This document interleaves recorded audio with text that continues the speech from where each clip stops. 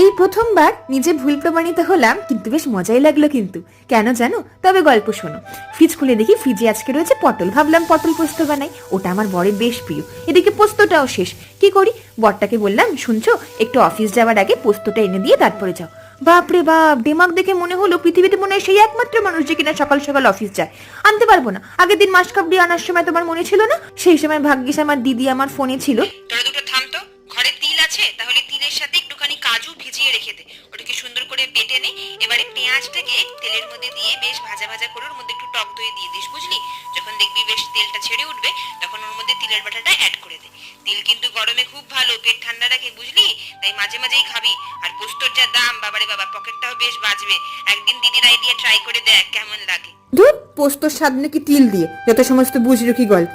কিন্তু দেখো, কষে উঠতেই আমার কিন্তু ভুল ভাঙলো। অসম্ভব সুন্দর খেতে, টপ করে খেয়েও কেমন লাগলো জানিও।